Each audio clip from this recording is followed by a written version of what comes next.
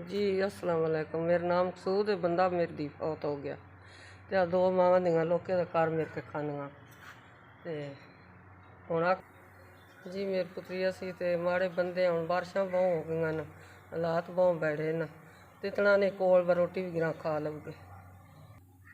जी मेरे पुत्र साड़ी मेरी नज़र जी ने सज्जी अखे की घट हो गई है, तितना ने कोल पैसा टीका ही लवा लऊगे, कोई दारी गोली ले लो। मेरे पुत्री असी तो अगे लाभ पट लेंदी आई, सब्जी की गोडी कर लेंदी आई, तो कुड़ी बच्ची जगह भी लै आती आई, कोई दिहाड़ी दप्पी करके तो खुआ लेंदे। हुण इतना दिसदा भी घट है तो नहीं जान आंदा, बारिशां बहुत हो गई ने ते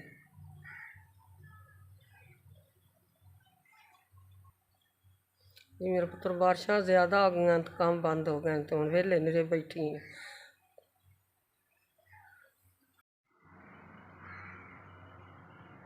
पुत्रा अल्लाह तुहानू चोखा देवे, तुहाडा गले 5000 लभ गया तो अल्लाह तुहाडी जिंदगी करे, अल्लाह तुहानू चोखा दे मेरे सोहने पुत्रा, अल्लाह तुहानू ज़्यादा देवे, जुल्मा जालमा तो बचाए तुहानू मेरा पुत्रा, अल्लाह तुहाडी जिंदगी चोखी करे तो अल्लाह तुहानू चोखी तौफीक दे। मेरे सोहने पुत्रा अल्लाह तुहाडी जिंदगी करे चोखी, मैनू तुहाडा गले तुसां दित्ता 5000 लभ गया, अल्लाह तुहानू चोखा देवे तो अल्लाह तुहानू ज़्यादा देवे तो अल्लाह गरीबां नू तुसीं देओ। अल्लाह तुहाडे सफ़र विच चोखा तुहानू दे बल्ला सोहना, तो तुसीं गरीबां नू देओ तो अल्लाह तुहाडी ज़्यादा जिंदगी करे उत्थे, अल्लाह तुहानू जुल्मा जालमा तो बचाए उत्थों।